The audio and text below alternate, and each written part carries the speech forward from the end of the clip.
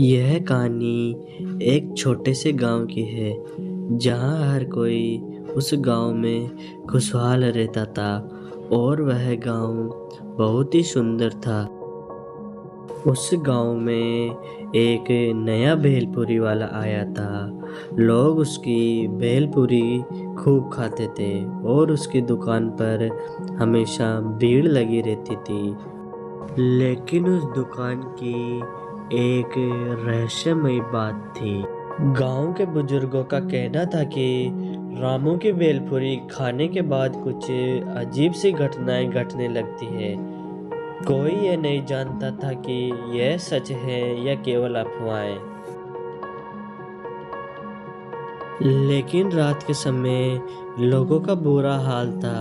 लोग डर के मारे जल्दी अपने घरों में सो जाते थे और वह अपने घर के दरवाजे भी बंद कर लेते थे।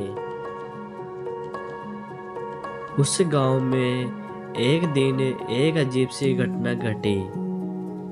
एक छोटी बच्ची, उसका नाम माया था, वह रामू के पास गई और उसने रामू से कहा, मुझे एक 10 रुपए वाली भेलपुरी दे दो।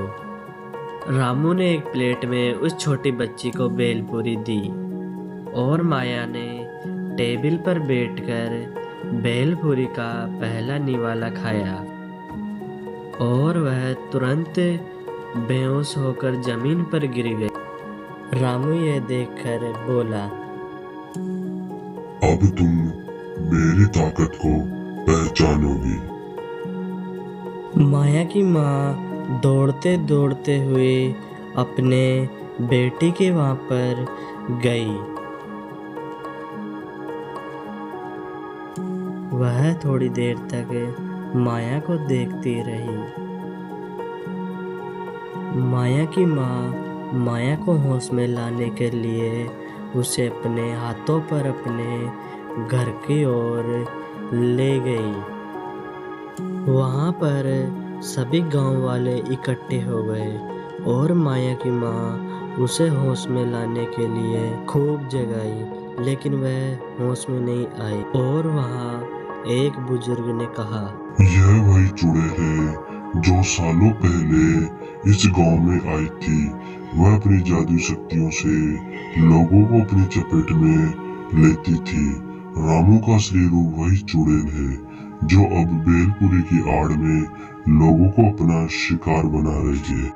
उस बुजुर्ग आदमी ने माया से कहा कि वहाँ पर रामू के पास कुछ बहादुर लोग जाएंगे और वह रामू को असली ताकत का पहचान कराएंगे।